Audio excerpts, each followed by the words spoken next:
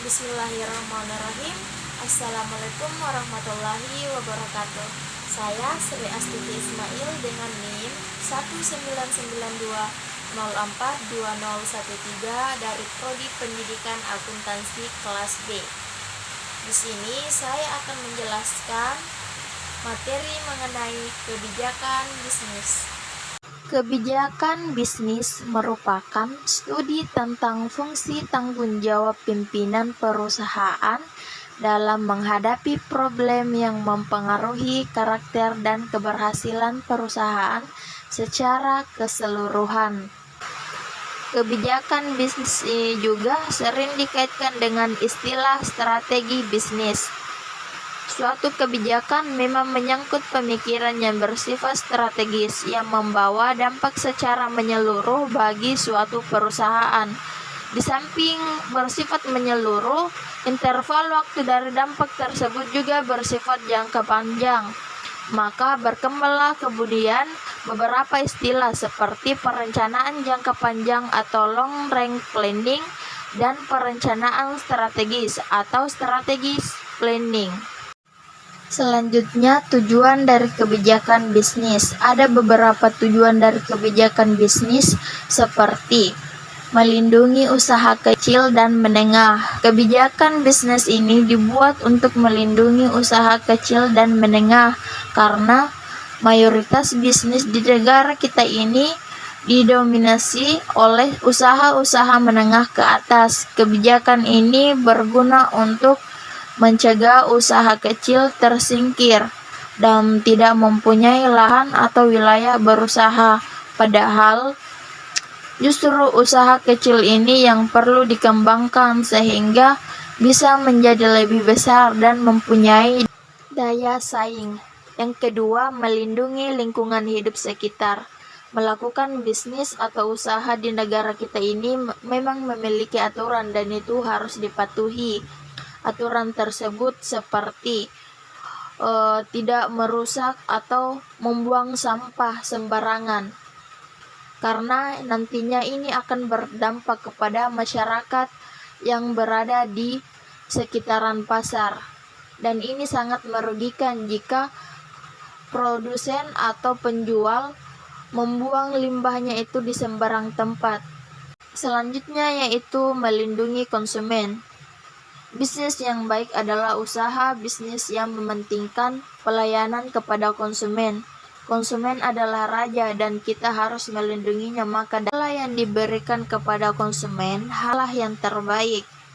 Dan pelayanan pun harus prima. Jika konsumen merasa dilindungi dan mendapatkan yang terbaik dari para pebisnis, maka konsumen tidak segan-segan bekerja sama atau membeli kembali barang yang kita jual. Tujuan selanjutnya yaitu pendapatan pemerintah. Banyaknya bisnis yang beroperasi di negara kita tentunya memberikan keuntungan. Bisnis yang beroperasi memiliki kewajiban untuk membayar pajak kepada pemerintah. Inilah yang sering kita sebut dengan devisa.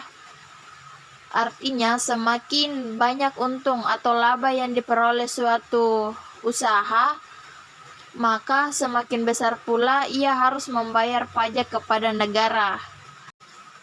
Devisa yang diperoleh tersebut digunakan oleh pemerintah untuk melakukan pembangunan di tiap-tiap wilayah negara kita ini. Adapun faktor-faktor dari kebijakan bisnis. Yang pertama, pertimbangan regulasi dan kebijakan pemerintah. Selanjutnya, faktor-faktor kebijakan bisnis. Ada banyak faktor yang mempengaruhi kebijakan bisnis yang ada di suatu perusahaan, sehingga perusahaan perlu melaksanakan analisis strategi. Berikut ada 3 faktor-faktor yang dapat mempengaruhi kebijakan bisnis. Di antaranya seperti pertimbangan regulasi dan kebijakan pemerintah. Setiap organisasi ataupun perusahaan yang beroperasi dalam kelompok masyarakat yang lebih luas perlu mempertimbangkan apa yang dapat dan tidak dapat dilakukan dalam menyusun strategi kebijakan perusahaannya, karena akan selalu dibatasi oleh regulasi, kebijakan, dan peraturan pemerintah. Yang kedua yaitu kondisi persaingan secara keseluruhan. Kondisi persaingan merupakan penentu strategi yang besar. Kebijakan bisnis bukan hanya sebatas memberikan pelayanan terhadap pasar, namun juga memenangkan persaingan di dalam yang mereka layani. Strategi perusahaan juga harus disesuaikan dengan sifat dan kombinasi faktor-faktor kompetisi harga, kualitas produk, fitur kinerja, dan pelayanan. Faktor selanjutnya yaitu kepentingan pemangku kepentingan stakeholder. Seperti yang kita ketahui, para pemangku kepentingan dalam bisnis dapat bersifat eksternal maupun internal. Para pemegang saham stakeholder dan pekerja pemangku kepentingan di internal perusahaan. Sementara itu, pemasok, pelanggan, dan lembaga keuangan menyediakan pinjaman merupakan pemangku kepentingan di eksternal perusahaan. Kebijakan yang diambil tentu tidak boleh merugikan para pemangku kepentingan tersebut. Dalam kebijakan bisnis, tentunya perusahaan tak lepas pada penetapan harga transfer.